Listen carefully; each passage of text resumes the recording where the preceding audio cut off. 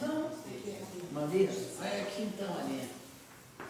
Não sei se está na outra, se tem que assinar também. Tem.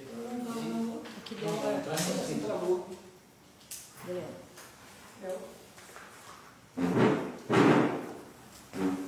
Vamos colocar em nome da Santíssima Trindade, em nome do Pai, do Filho e do Espírito Santo. Amém. Amém. Vamos pedir então que o Espírito Santo venha sobre cada um de nós, que nos dê sabedoria e discernimento, para que nós possamos acolher tudo aquilo que é verdade, que Deus nos ensina, que a nossa igreja nos ensina. Que possamos sempre acolher com amor, com carinho, com discernimento, sabendo que as coisas de Deus são muito maiores, muito melhores do que as nossas próprias. Vamos fazer oração ao Espírito Santo. Vinde, Espírito Santo, enchei os corações dos vossos fiéis e acendei neles o fogo do vosso amor.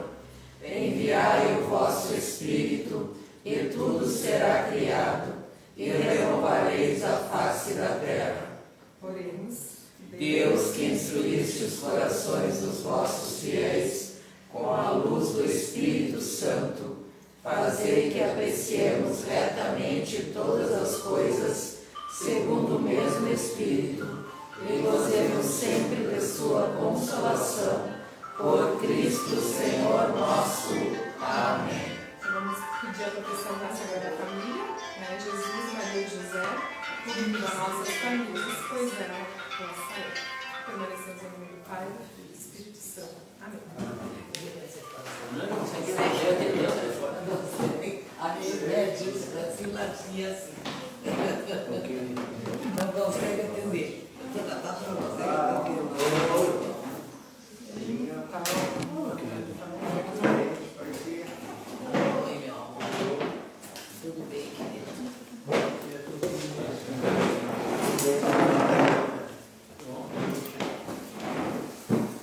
Então vamos dar continuidade, Um pouquinho mais pra ao estudo da doutrina social da Igreja.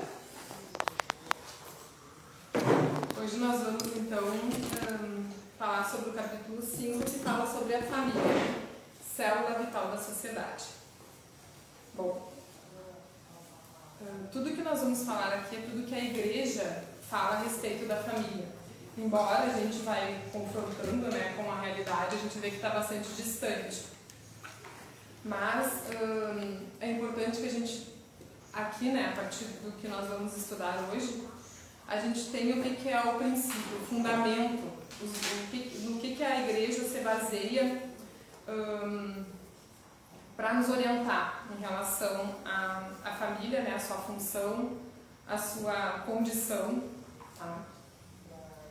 Então, a família, esse primeiro capítulo aqui, primeira parte, é a primeira sociedade natural. Tá? Então, nos desígnios de Deus, lá, quando se trata já lá da criação, em Gênesis, então, baseando-se na Bíblia, lá em Gênesis, quando Deus cria todas as coisas, existe uma ordem na criação, primeiro os seres minerais, depois os seres vegetais, depois os seres animais e por último o homem. Então, o homem ele é criado acima de todas as criaturas na Terra.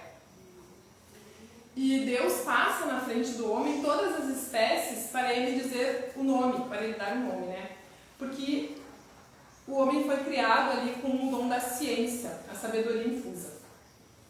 Então ele conhecia as coisas pela sua essência. Tanto é que ali no Gênesis vai dizer que o nome que o homem deu é o nome das coisas, é o nome das coisas. Então cada nome que o homem deu realmente era aquele nome que aquela coisa tinha, porque ele conhecia pela essência. Só que ao passar todas as criaturas na frente do homem, ele vê que nenhuma é igual a ele. Então, Deus já vai dizer que não é bom que o homem esteja só. E ele lhe faz, então, a partir da sua costela, uma companhia que lhe seja adequada. E essa companhia é a mulher. Então, o primeiro princípio digamos, da união conjugal é a complementariedade. Então, homem e mulher se completam nas suas características físicas, biológicas, psicológicas e inclusive espirituais. Então, essa complementariedade, ela é necessária, ela é um fundamento da união conjugal. Né? E depois nós vamos ver as outras uniões, né? Tratar também a partir daqui da doutrina social da Igreja, e por que elas não são reconhecidas pela Igreja como verdadeiras, porque vai faltar esses princípios. Então, esse primeiro princípio é o da complementariedade. Tá? E da mesma forma aqui, né, eu vou ler aqui primeiro também, né? Então, no desígnio de Deus, o casal constitui a primeira forma de comunhão de pessoas. Eva é criada semelhante a Adão, como aquela que na sua alteridade, ou seja, na sua diversidade, na sua diferença, não é igual, ou completa, para formar com ele uma só carne. E ambos, né, quando Deus então cria a mulher para o homem, ele dá como condição da existência dessa união a procriação. Né? Então, ao mesmo tempo, ambos estão empenhados na tarefa de procriação, que faz deles colaboradores do Criador. Tá? A família, então, né, essa célula vital, o que quer dizer? Que é a célula que dá vida à sociedade. Então, aquilo que dá vida para a sociedade é a família. E a família ordenada pelos princípios verdadeiros, princípios da onde Deus quis, né, dos desígnios de Deus. E então, o que a gente vê? A família também ela é o centro da pessoa, porque é a partir dessa união que vai ser gerada uma nova vida, uma nova pessoa, uma nova criatura humana, né?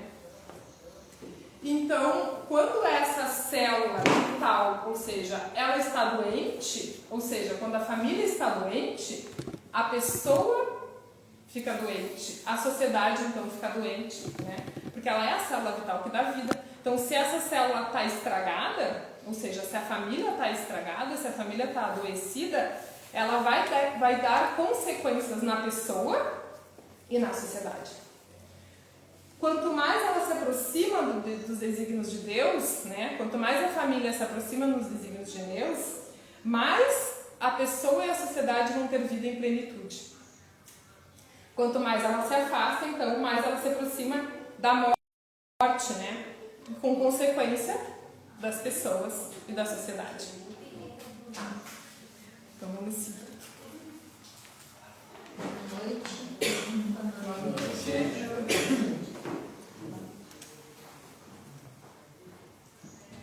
Então nós vimos esses dois, para só dar uma recapitulada aí, para vocês que chegaram. Nós estamos falando aqui sobre os princípios, né, da família, célula vital da sociedade.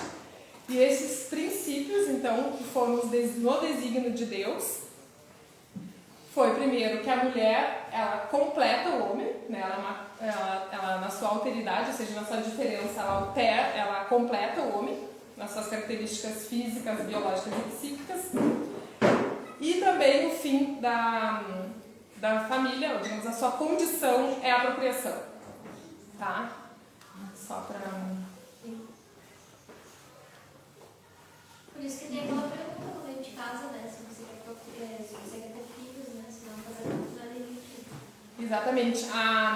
Depois a gente vai falar mais detalhadamente, mas a abertura à vida, né? No caso, o acolhimento, né, dos filhos, realmente ele está diretamente relacionado à condição da família. Né? Condição. Então, qual que é a condição da família? Para que Deus fez, digamos, a união do homem e mulher? Exatamente para a procriação. Não só essa, mas a condição fundamental é essa. Tá? É a procriação. Então, isso nós considerando um matrimônio natural, ou seja, na natureza, baseado, digamos, no ser humano, na sua natureza humana, é isso. Tá? Então, a união, a primeira, que a gente vai dizer então, que é a primeira sociedade que existe, né? Ali na união dos esposos, essa complementação que existe entre o homem e a mulher, e a finalidade de procriação. Tá? Porém, essa união, ela não ficou só no campo natural, né? Então, quando Jesus, né, veio à Terra e se uniu à nossa natureza, ele elevou a nossa natureza a uma natureza divina, através do sacramento do matrimônio. Então, ele elevou, no caso, essa união, né, num grau divino. E essa representação do matrimônio cristão, ela prefigura, no caso, né, ou ela é a figura da representação de Cristo e a Igreja. Ou seja, dessa união esponsal, né, dos esposos, de Cristo e da Igreja. E o matrimônio, ele tem que ser um reflexo disso, dessa união que ocorreu. Então, ela é uma doação total, né? A união dos esposos, ela é uma doação total, não parcial. Então, os esposos, eles têm que se doar na sua integralidade, não só no seu aspecto físico, que também a gente vai ver isso, que muitas vezes esse aspecto físico, que ele é relacionado ao que a gente diz assim, a um organismo animal, tá? O padre Paulo Ricardo, ele fala assim que tudo que move, tudo que se move por algum motivo, né? E é movido por alguma coisa, digamos assim. E que nós temos o organismo animal, que é movido pelos instintos, né? Então, a nutrição, então tu busca comer, tu busca tomar água, tu se alimenta, o instinto sexual da reprodução, então, inclusive a atração, né, é um instinto sexual. Então, esse seria o organismo animal, né, que tu faz um estímulo e há uma reação. O ser humano tem esse organismo, mas ele tem um organismo mais elevado, que é o organismo humano. E que o organismo humano, ele é movido pela verdade. Ou seja, quando ele conhece a verdade impulsiona ele. Acho que eu pulei um pouco do assunto. Mas só para entender. E além desse organismo animal, ou seja, daí o homem não age mais pelos instintos, ele ordena isso aí. Não que o instinto não seja importante, porque ele faz parte da manutenção da vida.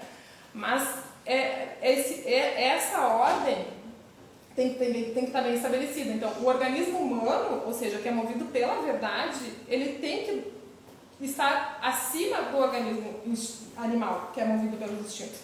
E além desse organismo humano, Deus nos dá ainda um organismo espiritual, um organismo divino, um organismo espiritual, nos batizados. E esse organismo espiritual que nós recebemos no batismo, ele é aquele organismo que recebe a graça de Deus, né? E que nos permite, ou seja, e através dos sacramentos, esse organismo espiritual vai sendo alimentado através dos sacramentos, através da oração.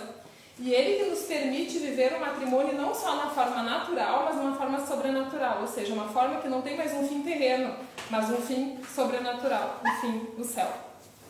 Tá? Então, com essa, só para explicar que com esse organismo divino, o matrimônio se tornou então um sacramento, né? E elevou essa dignidade do matrimônio. Então, a Igreja considera a família como a primeira sociedade natural. E porque ela é a primeira sociedade natural, ou seja, é a partir da família que vai surgir a sociedade, não o contrário, não surge a sociedade para depois surgir a família, então por isso que ela é a primeira sociedade natural. Como ela é a primeira, ela vem antes da sociedade, ela é titular de direitos próprios e originários. Ou seja, tem direitos da família que são anteriores ao Estado, exatamente porque ela é anterior ao Estado, ela é anterior à sociedade. Tá. E ela está então no centro da vida social. E por isso que diz que ela é a célula primeira e vital da sociedade. E ela não é uma instituição humana, é uma instituição divina, foi querida por Deus. Deixa eu só complementar uma coisa que tu falou ali no começo, que é importante. O matrimônio tem que ter, uma das características do matrimônio é a sexualidade. Sim, eu vou falar. Vai falar? Tá, sim, deixa eu falar. Lugar primeiro então aí como fundamento depois eu não falo, mas fundamento da vida das pessoas e como protótipo do próprio ordenamento social. Existe uma ordem nas coisas. Tá. Então a família aqui, ela é colocada como de fundamental importância para a pessoa, tá? Que é na família, ou seja, que aquela pessoa vai nascer, é ali que ela vai crescer, é ali que ela tem que desenvolver todas as suas potencialidades. E esse desenvolvimento da família, ela começa pela união dos esposos, pelo dom recíproco de si. Ou seja, essa união dos esposos, ela tem que ser de tal forma que seja tão, digamos, tão plena, né, que não seja uma relação egoísta baseada num fim físico, né, mas seja uma doação tal que esses esposos, eles se doam para si e se doam para o outro, que no caso é essa abertura, né, da vida. Por isso que ela é importante nesse sentido aqui, ó, que vai dizer, na família, o dom precioso, recíproco de si por parte do homem e da mulher, unidos em matrimônio, cria um ambiente de vida, no qual a criança pode nascer e desenvolver as suas potencialidades, tornar-se consciente da sua dignidade e preparar-se para enfrentar o seu único e repetido destino. Tá? Então, em relação a... Depois, mais adiante, vai falar mais a respeito dessa necessidade da família para a pessoa, mas aqui ele já vai pontuando isso, né? Então, a família é necessária para a pessoa, porque é só ali, naquele meio onde o casal, e isso é prioritário no matrimônio, né? Essa união dos esposos, porque é a partir do dom de si, né? Então... Depois eu vou falar também em relação a o matrimônio, que ele é tido como uma busca pelo meu bem-querer, né? É completamente oposto isso aqui, né? Então o casamento que ele busca somente o instinto animal, ou seja, nós vamos casar para ser feliz, para viajar, para curtir a vida, para, né, trabalhar, juntar dinheiro. Ele não que isso não seja importante também, ó, são partes que é necessário, mas não pode ser o fim do matrimônio.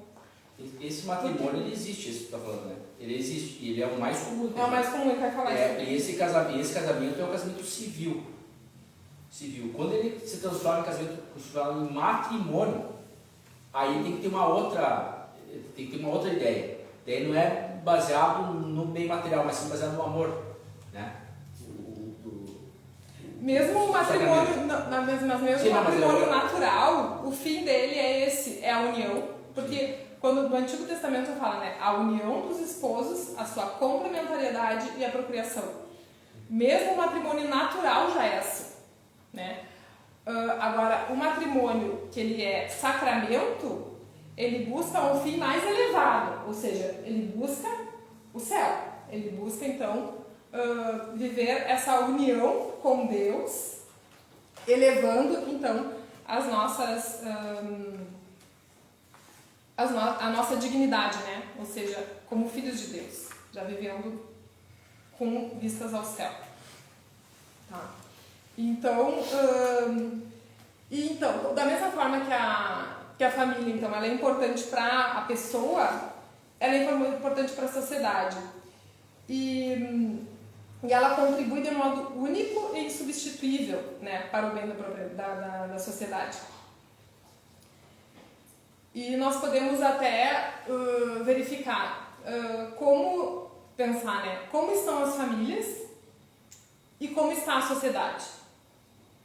Nós podemos dizer que a sociedade está bem e olhar para as famílias estarem mal. A gente pode fazer uma análise, né, baseado hoje, assim. Como que hoje está a sociedade, quais os valores que hoje a sociedade busca e quais os valores que a família busca. Então, nós vemos que quando a família não busca mais os bens verdadeiros, ou os bens mais elevados, ela inverte essa ordem, né?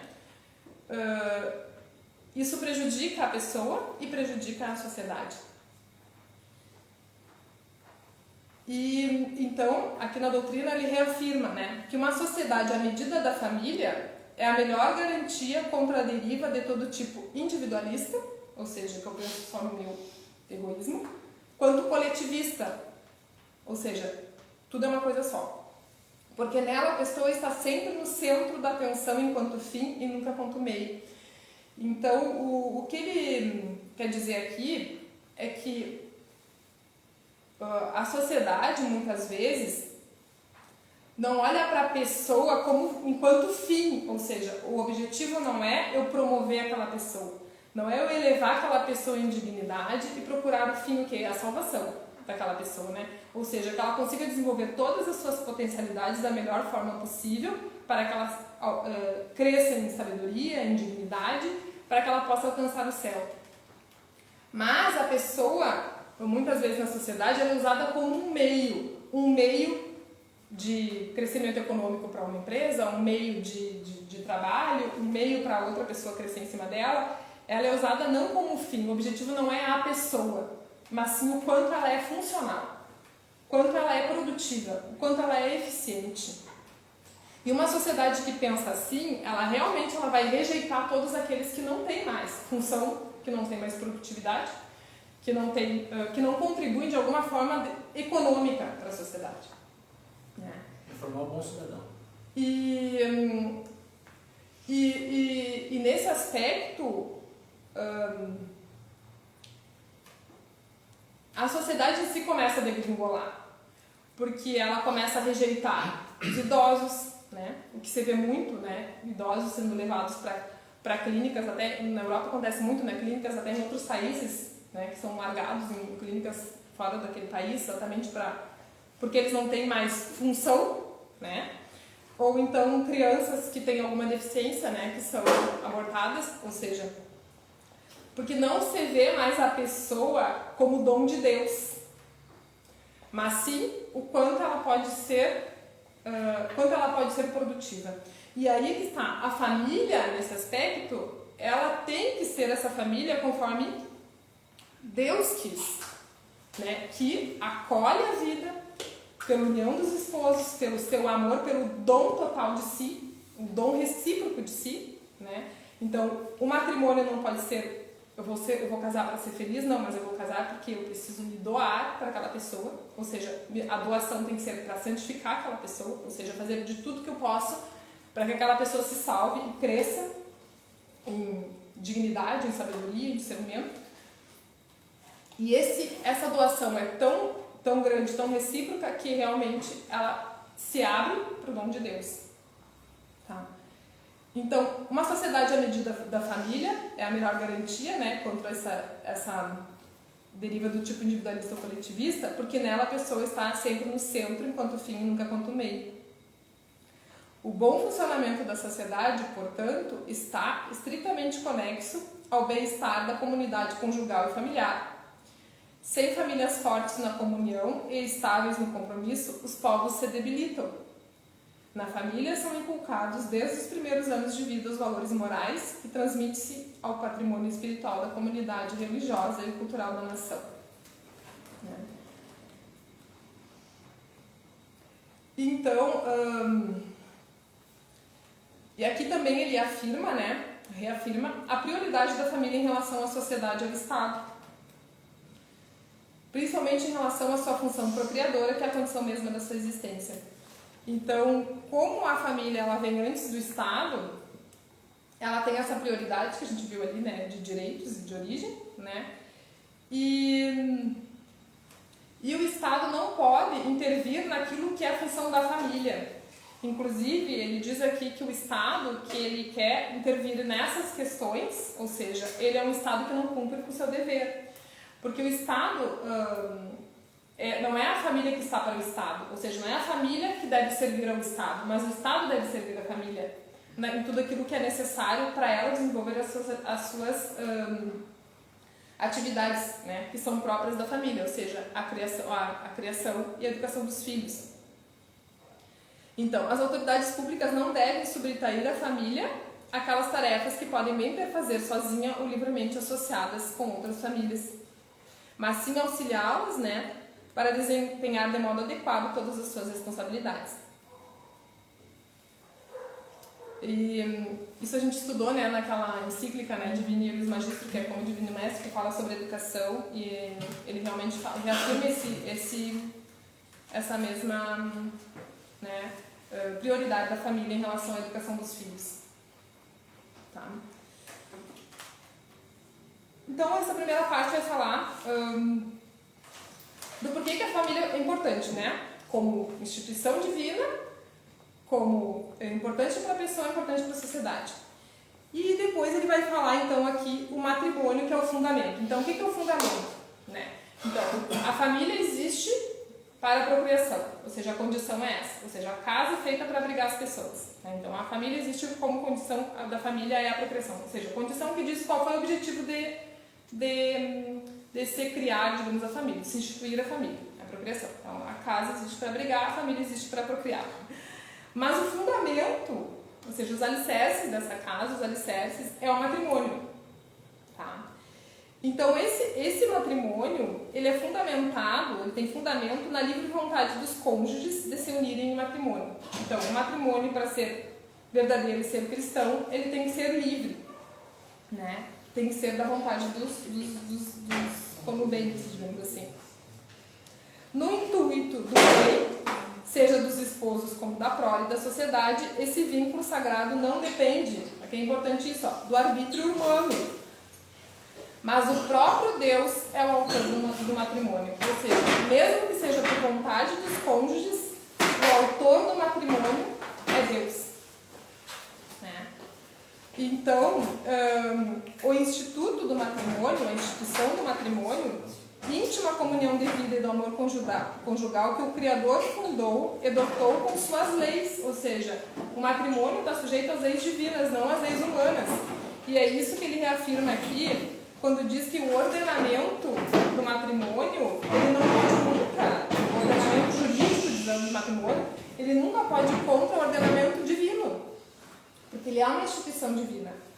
Né? Então, não é, portanto, uma criação devida às convenções humanas e a imposições legislativas, mas deve a sua estabilidade ao ordenamento divino. Então, não é o ordenamento divino que diz, o ordenamento jurídico humano que diz como que deve ser o matrimônio, mas sim é o ordenamento divino, e o ordenamento jurídico ele deve então se adaptar às suas leis, ou seja, colaborar com as suas leis. É isso. Tá? Então, é um instituto que nasce mesmo para a sociedade do ato humano pelo qual os cônjuges se doam e recebem mutuamente. E se funda sobre a mesma natureza do amor conjugal, que enquanto dom total e exclusivo de pessoa a pessoa comporta um compromisso definitivo expresso com um consentimento recíproco, irrevogável e público.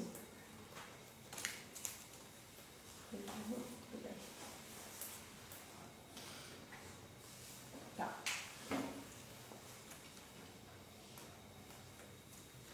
Então, o matrimônio ele foi fundado por Deus e Deus colocou as leis, né?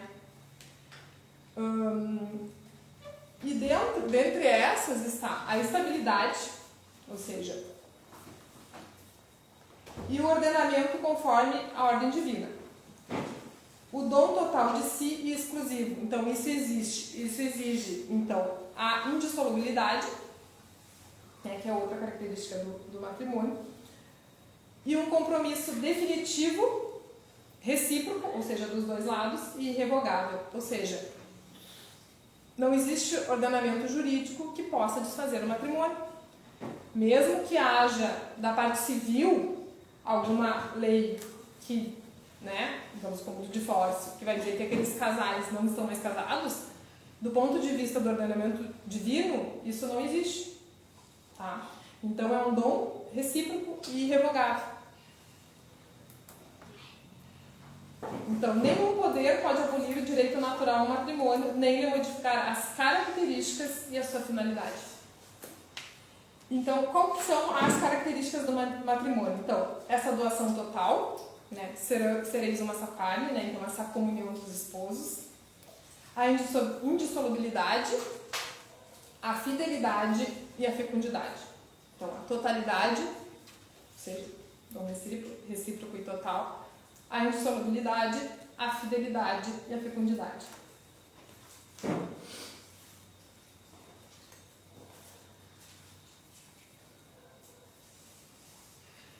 Vai falar E aqui? sobre a nulidade ou não? Hã? Vai falar da nulidade?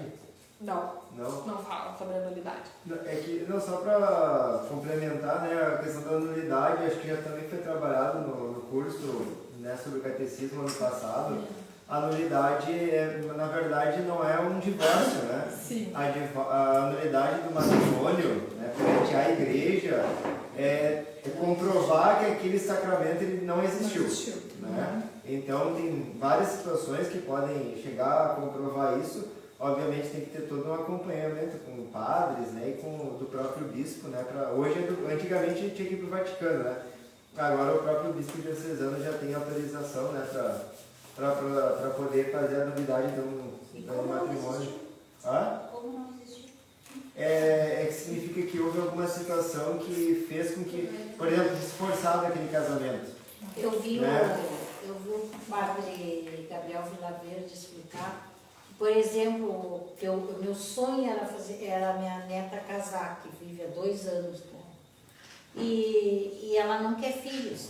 Aí ele explica, por exemplo, ela com casa, promete, ali pergunta, você aceita os filhos que vierem? Ela não quer. E ela diz que aceita. Aí não foi válido o casamento dela. É só entrar com a nulidade, não Sim, foi porque o marido válido. está contando com os filhos e a mulher não quer ter filhos, não, eu casei para ter filhos, porque você disse que queria. E aí... Ou quando o cara casa, ele é sem vergonha, ele é mulherengo. E você promete fidelidade, prometo, mas não, no fundo ele não. Aí também, aí se ele trai, é nulo. Aí eu queria tanto o casamento dela, não dá, porque ela não quer filho, não vai valer. Mesmo a situação de esterilidade, se a pessoa sabe e não conta, Sim. né, não é válido, porque a pessoa que está casando está pensando em ter filho. É, então, porém você pode É casar, aceito. porém você pode casar a mulher sendo estéril, por exemplo, o homem sendo estéril, Mas desde que a outra parte conhecimento. saiba, eles podem casar. O casamento é válido.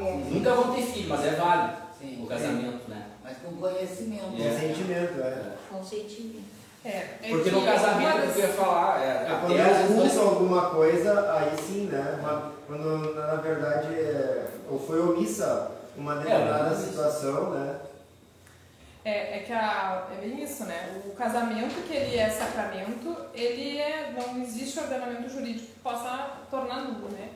Agora, a nulidade é exatamente isso. Tu considera que aquele sacramento não aconteceu, não é uma anulação do casamento, né? Não é uma anulação, ou seja, aconteceu, agora eu vou anular. Não, ele é considerado que ele foi nulo, ou seja, que ele não existiu. Daí isso cabe realmente à igreja analisar cada caso, né? Aí, ficou nulo, não existiu, essa pessoa pode casar novamente? Pode. Sim. Uhum. Na verdade, não vai poder casar novamente, ela vai poder casar pela primeira. Era a primeira vez daí. Exatamente, é considerado que aquele sacramento não aconteceu. existe. Né, por alguma... E a gente viu ali, né, que o matrimônio, né, ele é um dom recíproco de si, e ele tem que ser livre, né? Ou seja, tem que ser vontade dos cônjuges, né? Então, um dos critérios realmente de nulidade é o casamento forçado, né? Ou seja, a pessoa não queria casar e casou porque a mãe obrigou, porque estava grávida, isso e aquilo. Mas E é bom dizer também cada que o caso- casamento, como sacramento, ele só vale se os dois forem batizados também. Assim, Se um não for batizado, não é sacramento. ele não é... Se transforma em sacramento quando o outro for batizado. É assim. E vale batizar um cristão e outra. Tem as regras, né? Tem algumas. Então, essas características do matrimônio, né? Vamos seguir ali, né? Dada a fecundidade, inclusive depois vai ser falado isso, mas esse acolhimento à vida, né? Então, o casal ele tem que estar aberto ao acolhimento à vida. E se ela não vier, ou seja, não pode ser porque o casal impede que venha de alguma forma ilícita, digamos assim, né? Depois vai ser explicado melhor. ele tem que estar aberto à vida. Pode ser que ela não venha, né? Porque a vida é dom de Deus. Isso que a gente tem que entender. É Deus quem doa gratuitamente aquela vida, né? É um dom de Deus, é uma graça de Deus a vida que vem. E então, o sapientíssimo desígnio de Deus sobre o matrimônio, e aqui ele vai falar isso, né? Desígnio acessível à razão humana, não obstante as dificuldades devidas à dureza do coração. Porque no plano de Deus, né, não pode ser avaliado exclusivamente à luz dos comportamentos de fato e das situações concretas que dele se afastam. Então, porque muitas situações se afastam do desígnio de Deus, né, nas situações matrimoniais, digamos assim. Mas não é sobre esse aspecto que a gente tem que olhar, né, ou seja, nas situações que se afastam, mas exatamente nas situações que se aproximam do desígnio de Deus. Porque muitas vezes o homem endurecido no seu coração pelo pecado, ele não consegue mais chegar na verdade ou na sabedoria divina que ordenou o sacramento do matrimônio. Então, no plano de Deus, que é o plano mais perfeito, é assim. E nós, né, como cristãos, nós temos que acolher esse desígnio de Deus como ele é, na sua verdade, né?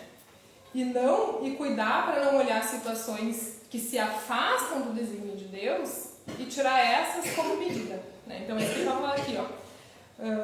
O desígnio de Deus é acessível à razão humana, mesmo perante as dificuldades devidas à dureza do coração. Ele não pode ser avaliado, né, exclusivamente à luz dos comportamentos e situações que se afastam dele, né? Então, é uma negação radical do desígnio originário de Deus, por exemplo, ele vai dar um exemplo, a poligamia, né, que acontece em algumas culturas, digamos assim, né? Porque contraria a igual dignidade pessoal entre o homem e a mulher, que no matrimônio se doam com amor total e por isso mesmo único e exclusivo. E aqui ele vai falar também, né, ou seja, o matrimônio na sua verdade objetiva está ordenado à procriação e educação dos filhos, né?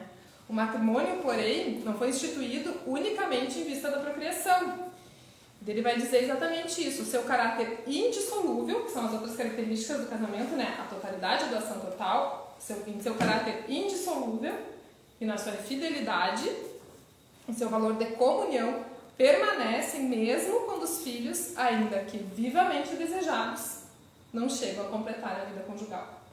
Então, as características do matrimônio permanecem neste casal que deseja ainda os filhos, mesmo que eles não venham, né? Que são exatamente as situações que vocês falaram dos casais que são estéreis, né? Neste caso, os esposos podem mostrar a sua generosidade adotando crianças desamparadas ou prestando relevantes serviços em favor do próximo. Então, esses casais, pelo dom de si, eles são chamados a se doar, né? Então, isso não anula, né, toda essa fecundidade, daí vai se dar exatamente nesse outro sentido, né? Nessa doação, tá? Posso dar um testemunho de uma situação de um retiro? Certa vez, era bem gurizote, fui num retiro lá em Quaraí. Eu acho que o nome do pregador é Eduardo Issa, se não me engano. Ele é fundador de uma nova comunidade, Totus Tus, de São Paulo. E aí, então, ele e a esposa dele são estéreis, né? Então não podem ter filhos, um deles, óbvio, não sei qual que é o estéreo, né? Mas eles tinham uma casa de acolhida com jovens. E eles sempre falavam entre eles que eles tinham muitos filhos. Aconteceu que ele foi sequestrado. E aí então pegaram e perguntaram para ele, porque eles iam ligar para a esposa dele, né? Queriam tirar informações. Quantos filhos vocês têm? Vamos ver se as informações batem. Aí, por causa do número que ele tinha dado, né, e tal, para ligar para ela, a gente tem muitos filhos. Aí ele disse que tomou uma coronhada na cabeça, né? Aí depois ele disse, não, pode perguntar para minha esposa, ela vai dizer que a gente tem muitos filhos, né? E aí então eles ligaram, né, os assaltantes, sequestradores e de fato ela respondeu que eles tinham muitos filhos, né? Depois se desenrolou que ele foi liberto, não mataram ele, nada assim, né? Aí, então ficou tudo bem, graças a Deus. Mas o interessante é que mesmo que um matrimônio ele seja infértil no sentido natural, né? Então ele pode ter muita fecundidade no sentido de doação, né? Exatamente. E daí aqui foi o que o Leonardo já colocou ali também, né?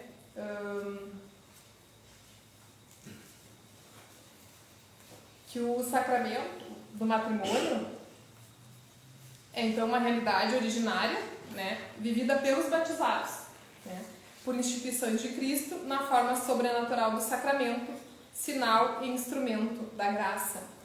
Então, o sacramento é um sinal então visível.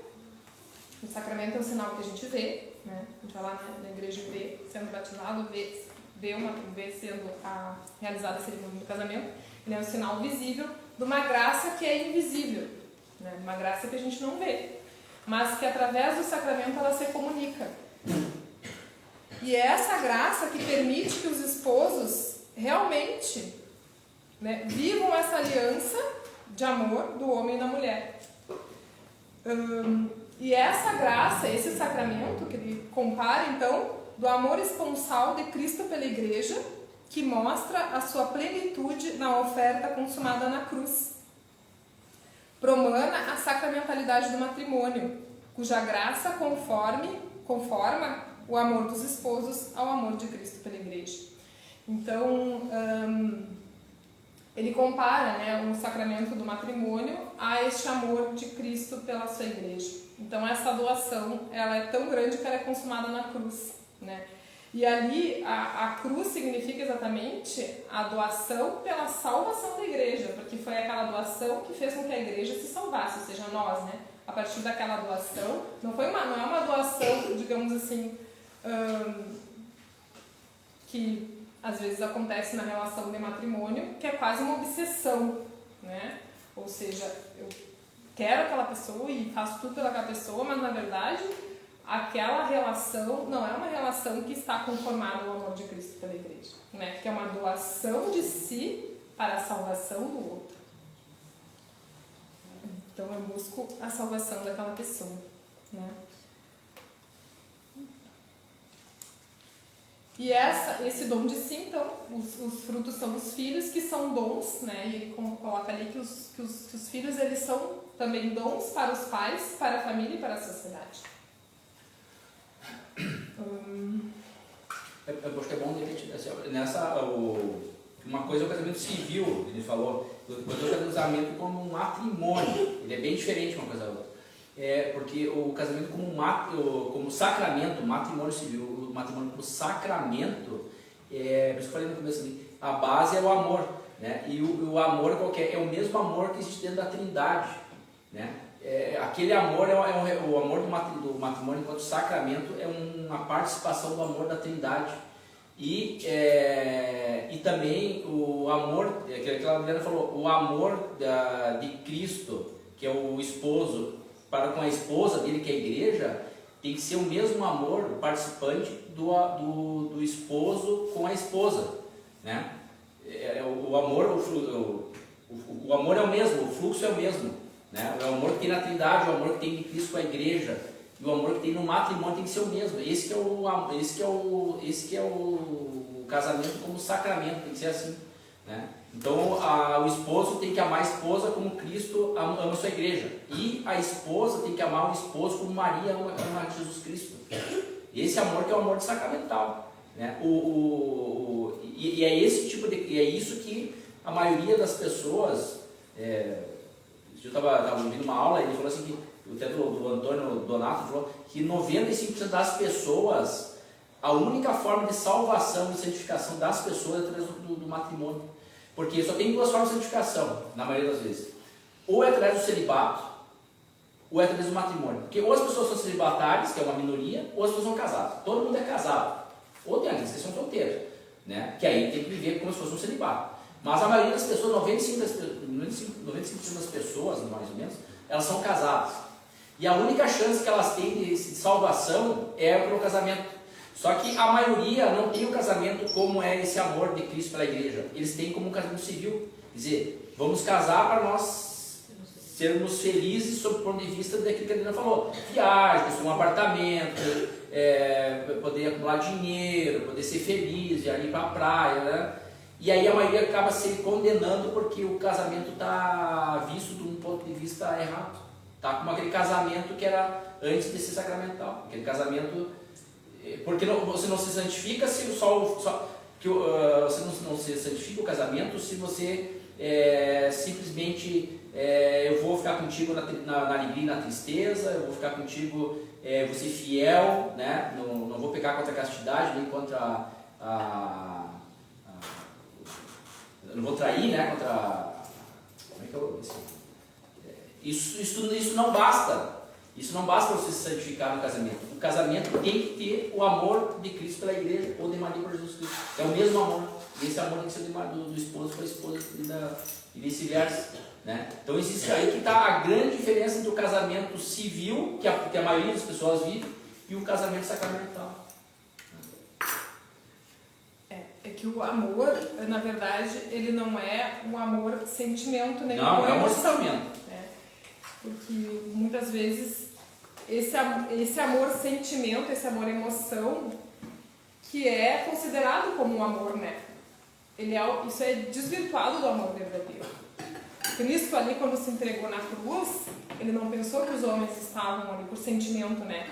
Maltratando, rejeitando, humilhando, né? Machucando. Se fosse pelos sentimentos, pelas emoções, Cristo não teria se sacrificado por nós. Mas foi exatamente em vista ao bem. O sacramento ele tem que buscar a doação para o bem do outro, para a sua promoção, para a sua elevação enquanto filho de Deus, na sua dignidade, na sua completude, né? Na sua vida integral. Então, esse amor que é o verdadeiro amor. Não o amor emoção, o amor sentimento. Mas o amor, emoção e sentimento também é importante. Sim, o amor, emoção e sentimento sim. Mas ele tem a devida... o sentimento é normal, nós como né, pessoas, a gente tem esses instintos também. Só que o amor verdadeiro é aquele que não fica fixado no sentimento. Ou seja, por exemplo, eu recebi alguma ofensa, por exemplo. Daí então eu já estou de mal, eu não quero mais casar, eu já vou me divorciar, porque aquilo ali fez alguma coisa que eu não gostei. Não, o verdadeiro amor é aquele que vai se doar, vai se sacrificar, muitas vezes, exatamente para que aquele relacionamento possa ser santificado. Mas também não vai fazer papel de besta, né? Vai tomar um tapa na cara e fica quieto.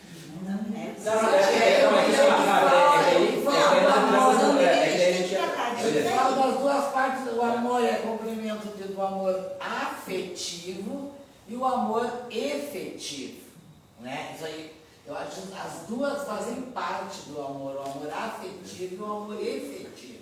Aquele que realiza, né, o bem do outro. É que daí a gente entra nisso que tu falou, a gente entra num outro capítulo que chama-se pecado mortal. Porque o que é pecado mortal? Pecado mortal é quando você quebra a ordem.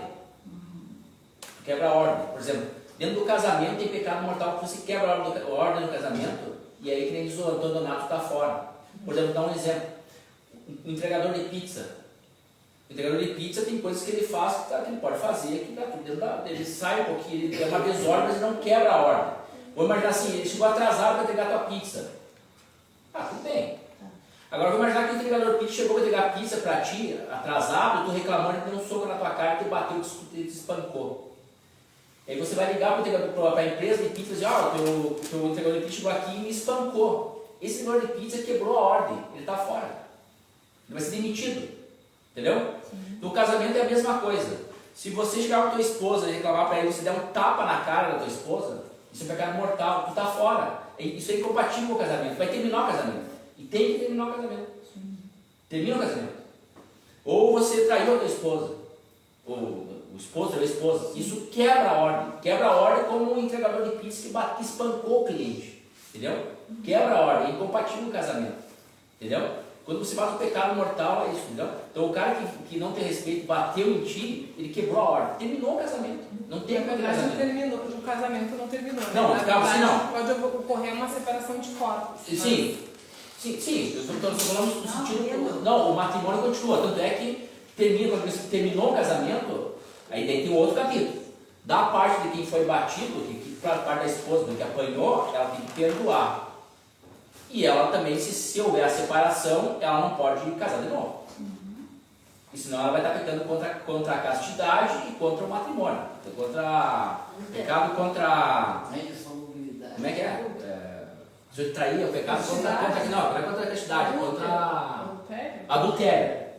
Se você que bateu nela, o marido que bateu na mulher, então ele fez o pecado mortal. Ele pode lá se confessar para o padre e ter o pecado dele mortal ser absolvido.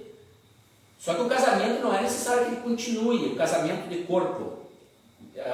Só que daí ele não pode casar de novo. Porque senão ele está pecando contra a castidade e sendo adulterando. Entendeu? Então tem vários capítulos desse negócio aí. Né?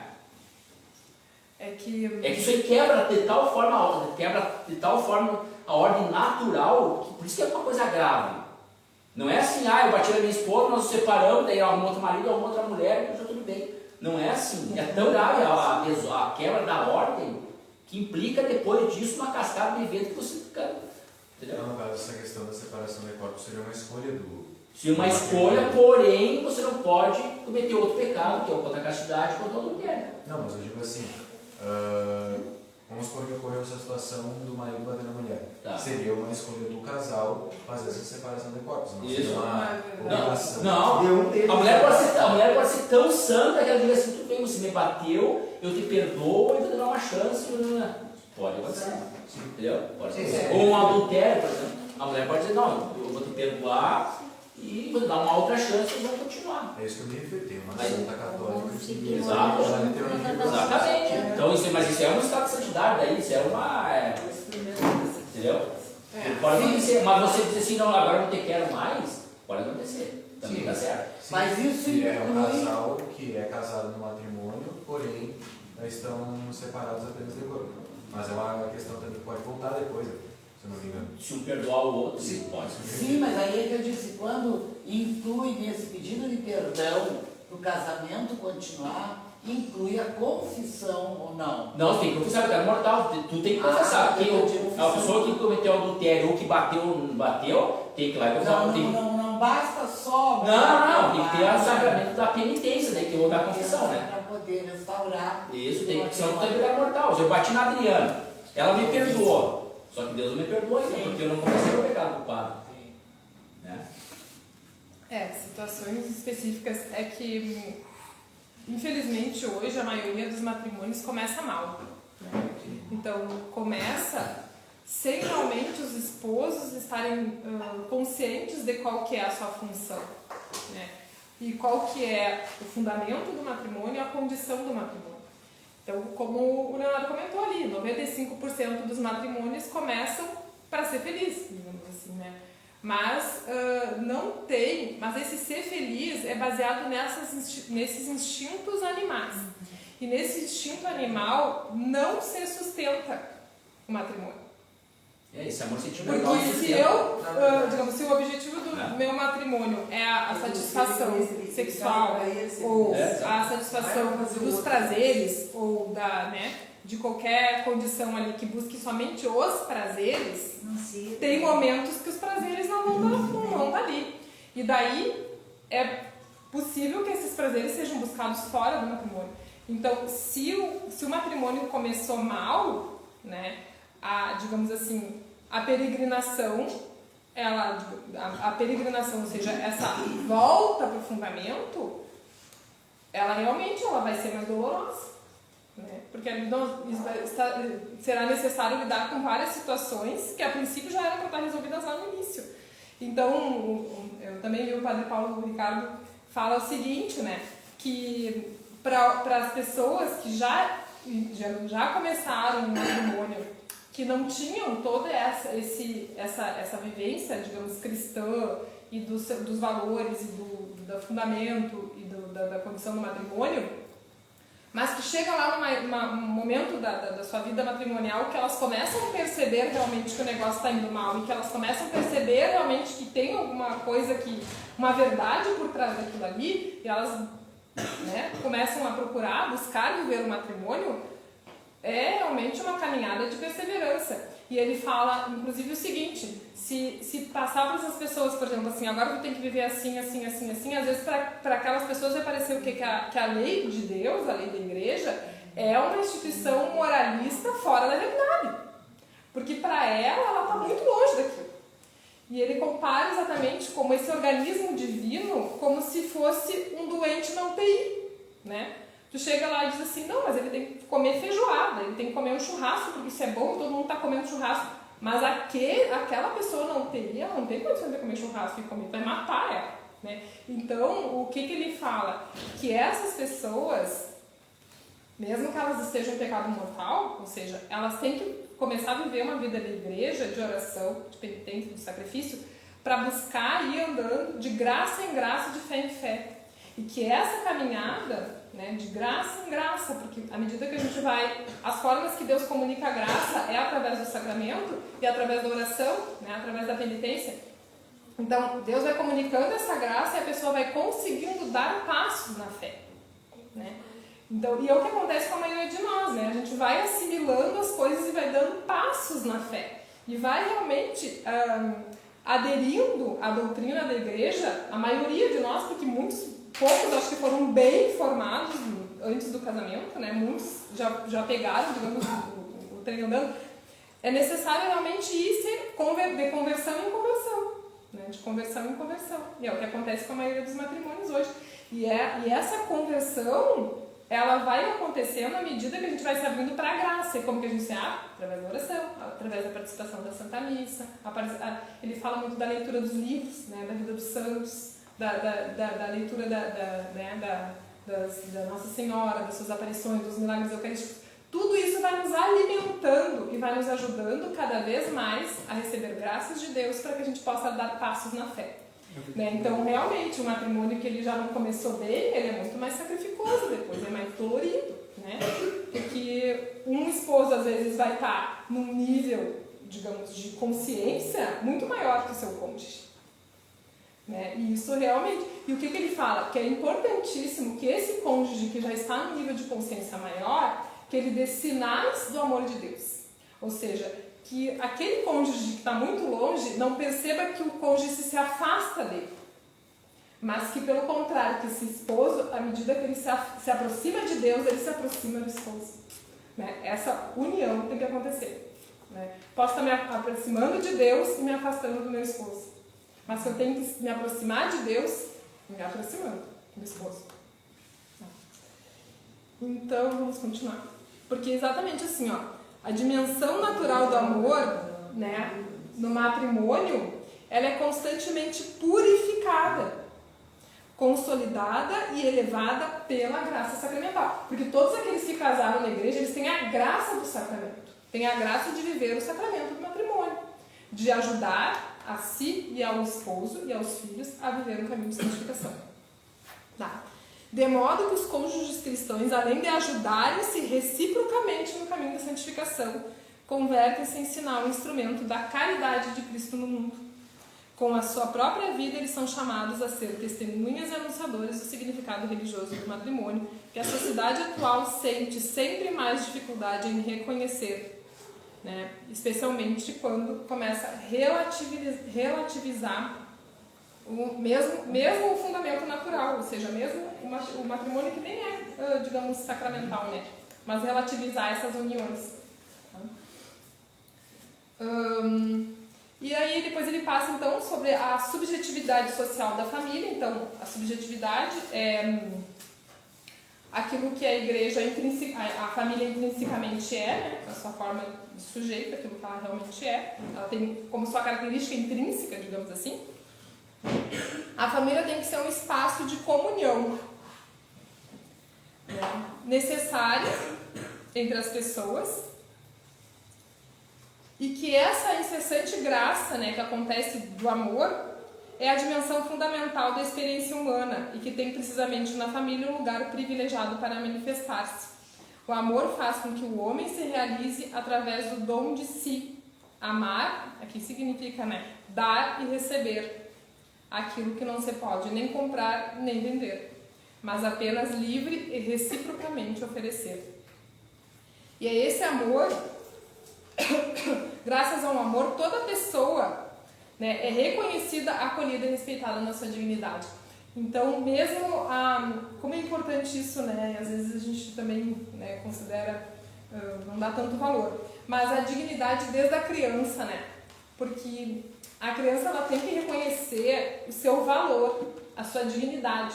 Porque desde pequenininho, embora haja essa hierarquia dentro da família, ela tem que ser ali respeitada e tem que ter a sua dignidade reconhecida. A criança tem que perceber que ela é um dom de Deus. Esse valor que a criança tem que perceber. Porque senão ela realmente pode achar que não vale nada. E daí a gente vê muitas vezes as crianças sendo levadas por uma vida bem dissociada daquilo que é verdadeiramente a pessoa humana, porque ela não tem em conta o seu grande valor. Então, desde pequeno, essa criança ela tem que perceber que ela é reconhecida, acolhida e respeitada na sua dignidade. Do amor nascem essas relações vividas sob o signo da gratuidade, Então, o amor ele é gratuito. E aqui ele expõe exatamente as relações geralmente na sociedade, Que é uma relação de interesses. Então, na família, o interesse maior é a pessoa humana, ou seja, o seu fim, a sua salvação. E não uma relação de interesses pessoais, egoístas. E isso também, mesmo na geração de filhos, acontece. Inclusive aqui na doutrina ele vai condenar também as formas de geração de vidas independentes. Ou seja, porque eu quero ter um filho, eu vou lá e vou fazer um filho, vou ter um filho sozinha. Porque o objetivo ali não é mais aquela pessoa humana, mas eu, meu egoísmo, eu quero ter. Então, a existência das famílias ela deve viver de tal forma que põe a nu as carências e as contradições de uma sociedade orientada preponderantemente, quando não exclusivamente, por critérios de eficiência e de funcionalidade. A família também ela deve expressar uma pressurosa atenção para com os anciões que vivem na família. E aqui ele coloca exatamente o valor que tem a pessoa mais idosa, tanto como transmissora de valores e como exemplos para os jovens, Então, os anciões constituem uma importante escola de vida, pela sua vida, pelos seus acertos, seus erros. São capazes de transmitir os valores e tradições e de favorecer o crescimento dos mais jovens, os quais, desse modo, aprendem a buscar não somente o próprio bem, mas também o de outro. Então, a importância que tem na família esse acolhimento entre gerações, Tanto acolher a criança, que é recém, tá surgindo nessa família, quanto as pessoas idosas, então na sua velhice, E ali ele repete aqui então o Salmo 91 que fala, até na velhice darão frutos, os idosos esses que... O pessoal está matando da eutanásia, Não tem valor, Então a gente vê exatamente como a sociedade que busca, Tanto exatamente essas situações aí, de eutanásia, situações de abandono das pessoas idosas e ao mesmo tempo lá na infância, o aborto, e essas etnias aí. Assim mesmo também, Porque o negócio é destruir tudo, destruir a criancinha que está para nascer, destruir o idoso que está para morrer, e agora na Europa tem as clínicas de suicídio, assistido, os hotéis, Os que se suicidar. Tem. Sim, é uma realidade. Eu quero me matar. Então, tem os hotéis, vai lá, contrata o hotel, faz todo o negócio assistido, com remédio, que quer, com o que quer, tem tudo. Já matou as criancinhas, já matou os idosos, agora você vai matar a criança. Que coisa, não? Tem. isso é a realidade, isso daí é normal. E tem países que não é regulamentado e estão brigando para regulamentar. Não, nós também queremos. Aí tem grandes redes de hotel. Não, nós queremos esse serviço, prestar esse serviço. Não, nós estamos aqui, a ponte. A ponte vai perder esse serviço. Nós queremos esse serviço também, só lá. Tem navios, né, que são para clínicas de aborto, tem navios, né, para ficar em zona internacional, né, aí não é crime, no caso, em nenhum país. Tem tudo. O homem pode tudo. Exatamente. Então, quando a sociedade ela perde esse fim, né, da pessoa humana e usa a pessoa como um meio, né, econômico, funcional, de ter utilidade, realmente todos aqueles que não estiverem aí, né, de alguma forma inseridos, eles serão desprezados, desconsiderados. Né? Então, o ser humano é feito para amar e sem amor não pode viver. Este amor, então, como a gente já falou, né, ele manifesta-se no dom total de si, a iniciar pelo dom do amor de duas pessoas, pela complementariedade, que não pode ser reduzida, ele coloca aqui, a emoções e sentimentos, nem tampouco a expressão sexual. O amor não pode ser relativizado por esses aspectos, como também não pode ser relativizado os valores fundamentais em troca dos aspectos efêmeros da vida. Então, baseado nesses aspectos terrenos, efêmeros que passam, né, você coloca, né, o amor nesses sentimentos, nessas emoções. Então, nem nos sentimentos, nem nas emoções, nem tampouco na expressão sexual. Mas o amor acima de tudo, na ordem, né? Existe uma ordem. Existem essas partes, digamos assim. Existe o sentimento, existe a emoção, mas existe uma ordem. Deixa eles falar. Ela falou de ela no hora, mas ele continuou. Acho que tu tem que dar em dois turnos, que já são. Eu quero falar. Terminar a aula, terminar a gravação. Fala. Não, sobre essa questão de idosos aí, uma hipótese que eu levanto é, como tu falou, de que são fonte de experiência e tal. Então, nada melhor que matar os idosos, porque tu tira o laço histórico dessa geração, né? Também. E tu pode escrever com narrativas, tudo, né? As gerações futuras não vão ter um voo lá para perguntar, por assim, como é. Eu vou falar outras coisas, mas deixa eu falar. Mata uma verdade, né? Não tem a testemunho. Mais alguém? Não, eu só ia fazer uma pergunta, mas já foi respondida em relação a... Tu estava falando de família e às vezes falava de matrimônio. Só que aí eu estava lembrando, existem pelo menos dois tipos de famílias que a gente olha no mundo atual. A família nuclear, que é o mais comum se ver, pai, mãe e filho, ou os filhos, e a família extensa. Só que agora entrou no assunto dos idosos, como isso faz parte dentro da parte familiar. Então, só para ver a questão da definição mesmo. Que ele fala, a família, ele fala exatamente que existe toda essa geração, né? Ou seja, a família, ela vai... Todas as gerações que envolvem a família fazem parte da família. Mas aqui, quando ele fala especificamente do matrimônio, ele fala do casal e dos filhos, né? Mas que a família engloba realmente todas essas pessoas ali que estão no âmbito familiar. Isso era muito comum antigamente, mas começou a se ter essa questão da família nuclear a partir da Revolução Industrial, em que ficava mais difícil sustentar uma casa com tantas pessoas. Antigamente era só plantava e colhia e consumia o que tinha. Por isso que eu perguntei, não sei de quando que é o livro e coisa do tipo.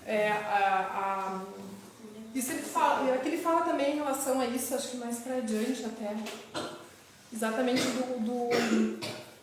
que é mais para adiante. É que a família é um termo equívoco que a gente chama, né? E tem vários sentidos, né? Família, por exemplo, dizer aqui que nós somos uma família.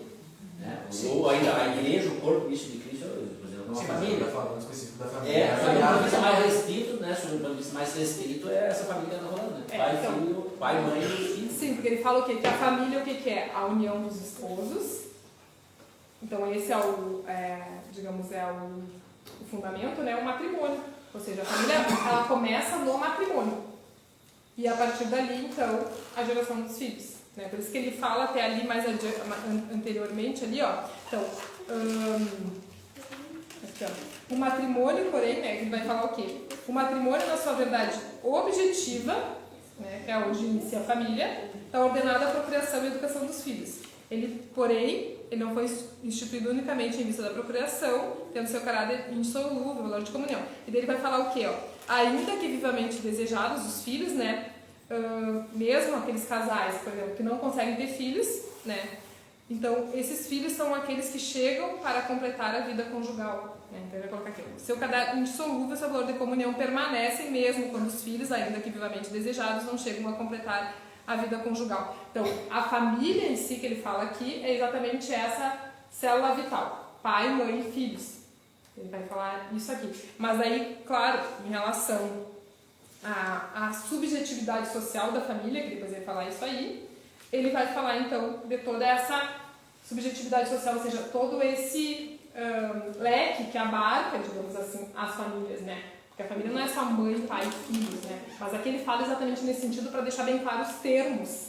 Porque depois ele vai falar exatamente de outros tipos de união, depois ele vai falar exatamente do divórcio, ele vai falar, inclusive até da propriedade, ele fala do trabalho, ele fala da família. E ele fala inclusive dessa questão, não especificamente ele fala de revolução industrial, mas fala exatamente dessas mudanças de comportamento na família, né? Em função de questões econômicas e financeiras, né, que mudaram, digamos assim, o centro da vida familiar. Porque antes a vida familiar, ela tinha como, mesmo em outras culturas, né, tinha sempre uma noção de uma transcendência, ou seja, a família buscava algo além daquilo ali que era material, né. E... Fala, Eduardo. Não, pode continuar. Agora levanta a mão e mandar ele não quer. Agora você vai falar. Não, agora vai falar. Você se complementa a resposta.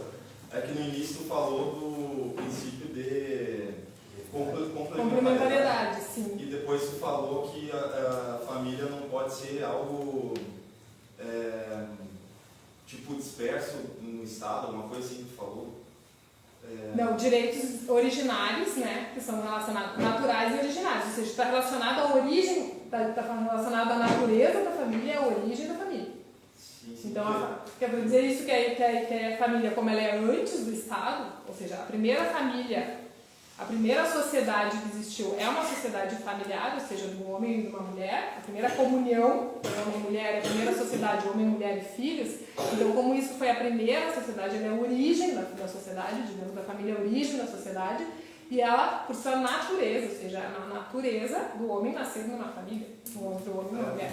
Então, por isso ela tem direitos que são inalienáveis. Né? No terceiro capítulo introduz um pouco isso aí, que é... Bom, o homem foi criado para ser um ser social, então estar junto com alguém de alguma forma auxilia, complementa. Daqui a pouco o casal, um é bom numa coisa, outro é bom em outra. Né? Ao mesmo tempo que essa questão da lei natural aparece no terceiro capítulo também, definindo para a igreja o que é a lei natural. Né? Fora da igreja, a lei natural talvez fosse uma organização social baseada pela lógica, pela biologia, por algo orgânico, assim. E para a igreja, a lei natural seria, segundo o terceiro capítulo, tudo que orienta o ser humano a seguir as leis divinas. Então, a lei natural é o que a igreja apresenta como as leis gerais da igreja. E na sociedade, tu tem o ataque muito forte à família, né? Hoje em dia, se pegar a polarização política que tem tanto na esquerda com o feminismo, ou na direita com o movimento militar, por assim, atacando a família, e pegar, por exemplo, aquele contexto histórico da Roma Antiga e tal, que né, a família ela era meio dispersa, assim, às vezes não sabia que era o pai, a coisa era muito depravada socialmente, né? E tu perdia aquela questão de sucessão de patrimônio. Então, o Estado, que é algo necessário, mas que hoje invade muito a área da família, por estar corrompido pelo mal,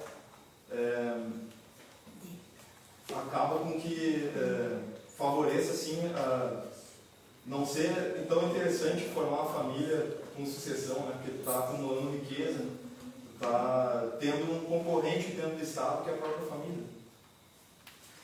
Não sei se eu viajei demais. Não? Daí é o que ele fala ali da coletividade, né?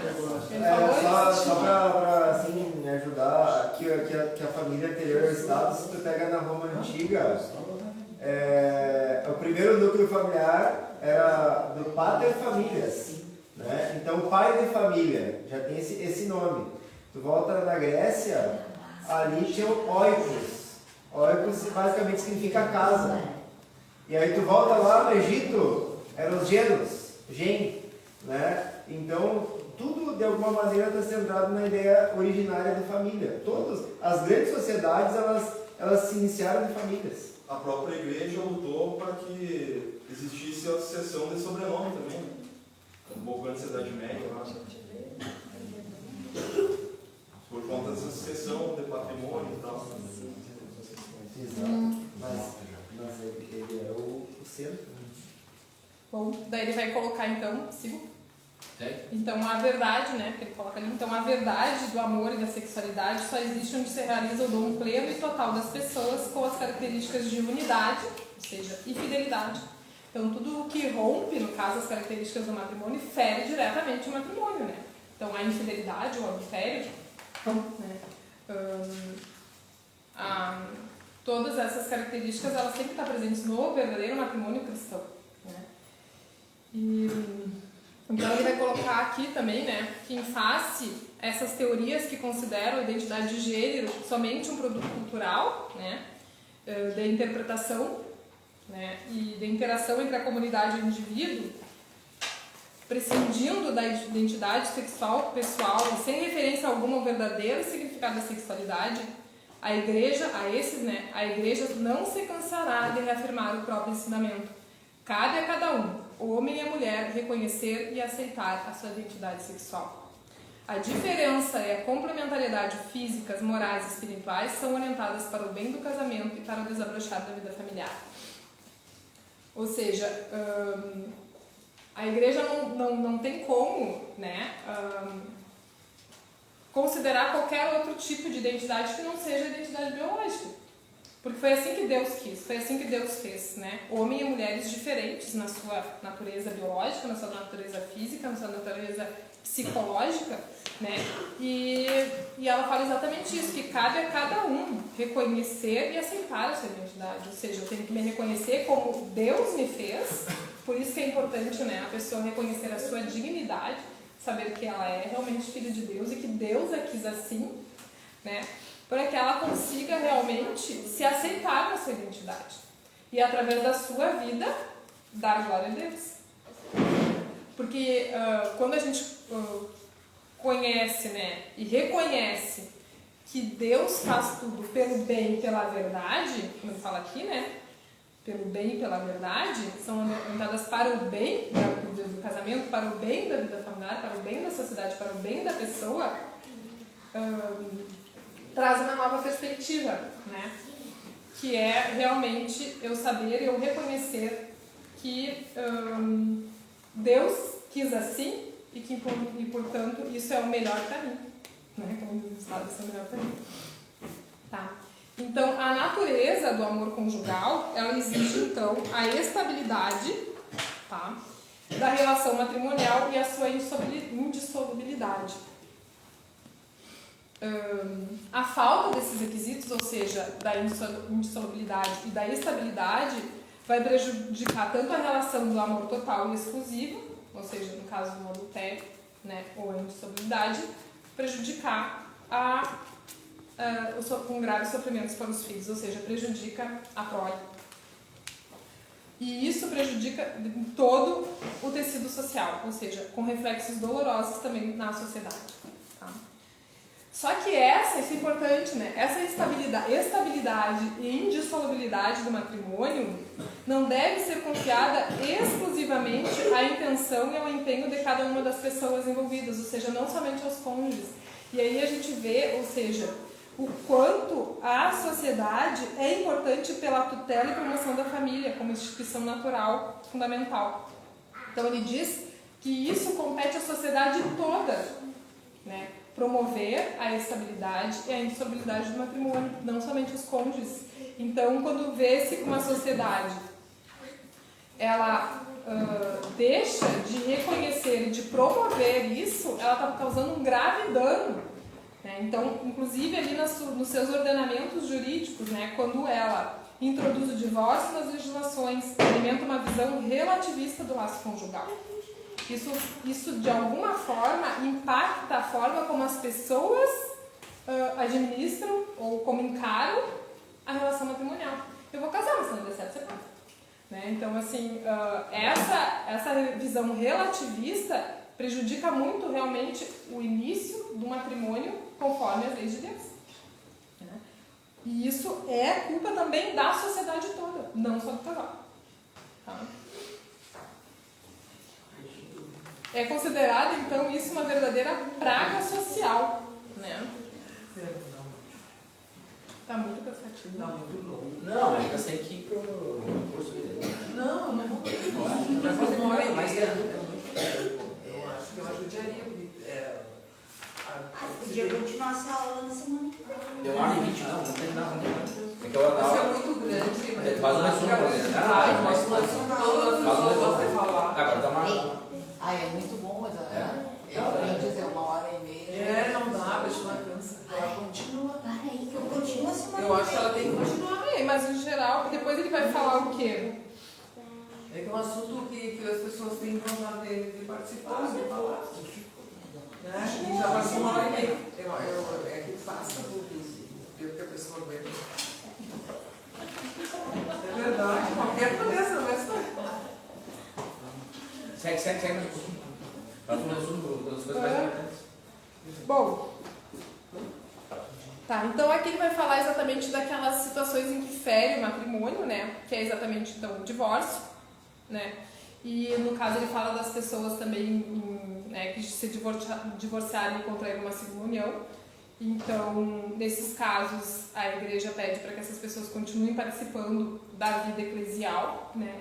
Em oração, exatamente para conseguir alcançar de graça em graça cada vez mais uma conformidade com a lei de Deus, ou seja, uma conversão. Mas somente a partir do sacramento da penitência, né, e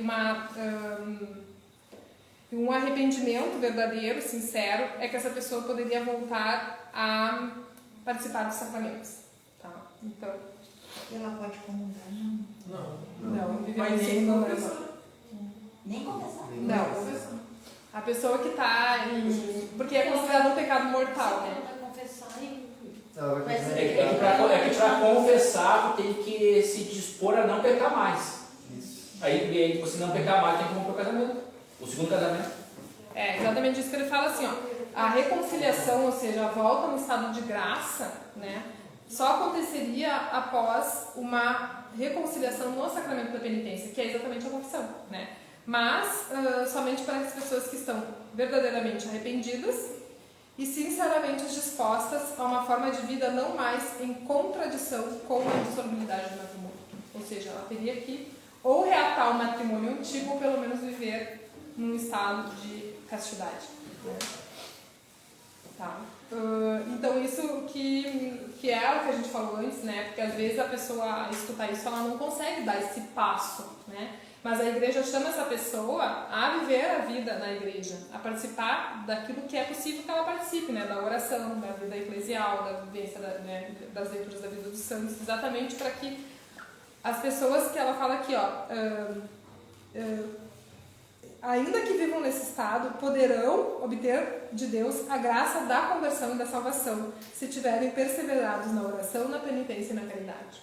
Ou seja, não se afastar da igreja, exatamente tentar viver dentro da igreja para que vá conseguindo graças até que consiga tomar as decisões mais acertadas, né? E ele fala também do número, né? Então, as uniões de fato, cujo número tem aumentado progressivamente, então as pessoas se juntam, né? E aumenta realmente, porque juntam e separam, juntos de novo, juntos várias, separam juntos várias vezes, né? Então aumenta progressivamente, baseiam-se em uma falsa concepção da liberdade de opção dos indivíduos. Então é uma falsa concepção. né? O matrimônio, de fato, não é um simples pacto de convivência, mas uma relação com uma dimensão social única em relação a todas as outras. Enquanto família, promovendo a procriação e a educação dos filhos, se configura como instrumento primário para o crescimento integral de cada pessoa e para a sua positiva inserção na vida social. Então aqui ele vai condenar a equiparação legislativa, né, que acontece muitas vezes entre as uniões familiares e uniões outras, né? E ela fala aqui, né, traduzir-se-ia em um descrédito no modelo de família. Né? Então ele fala que é uma problemática particular ligada a essas uniões, a demanda de reconhecimento jurídico dessas uniões homossexuais, né? E que é incongruente a pretensão de atribuir uma realidade conjugal à união entre pessoas do mesmo sexo. Ela se opõe àqueles fundamentos que a gente falou, né? A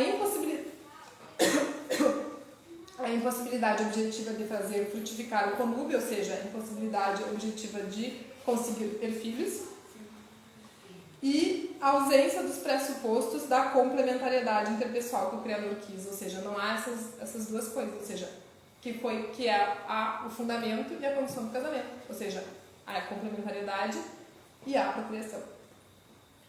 Então, essa pessoa, né, homossexual, ela deve ser respeitada na sua dignidade, deve ter um grande empenho na vivência da castidade, mas esse respeito não lhe deve, ou seja, que se lhe deve, não significa legitimar comportamentos que não são conformes à lei natural. Ou seja, a igreja não admite comportamentos, ou seja, legitimar comportamentos que não são conformes à lei natural e moral da igreja, né?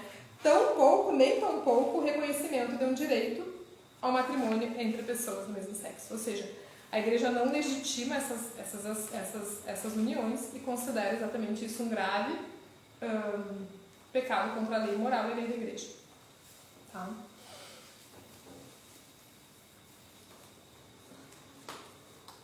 Deixa eu ver aqui onde estou, 29.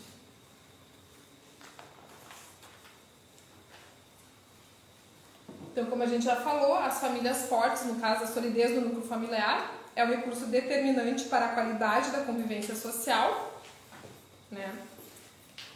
E essas famílias, então, elas são chamadas a agir junto às autoridades públicas.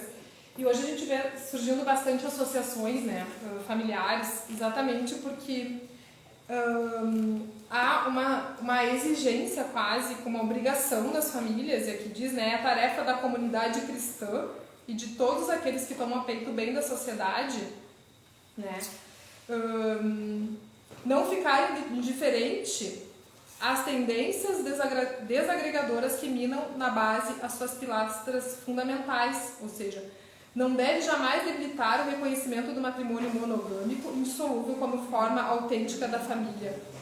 Então, as famílias, eles devem se unir, inclusive, e aqui fala, né, em associações e atuar juntos ou isoladamente, ou singularmente, que ele fala assim, para que não sejam aprovadas leis que vão contra a família. Exatamente porque isso debilita toda a sociedade. Você tem uma coisa muito importante para falar.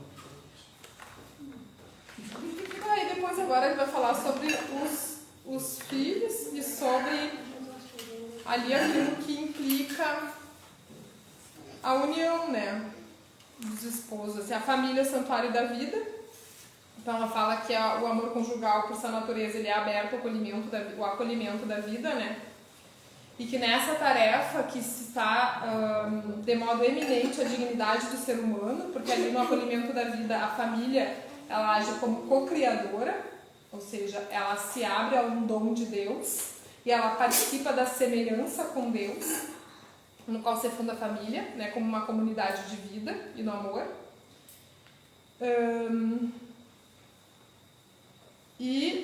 Deve promover e construir a cultura da vida contra uma anticivilização destruidora. Então as famílias elas têm que ser testemunhas e anunciadoras do Evangelho da vida, que aqui fala, né, das associações. E monte de coisa.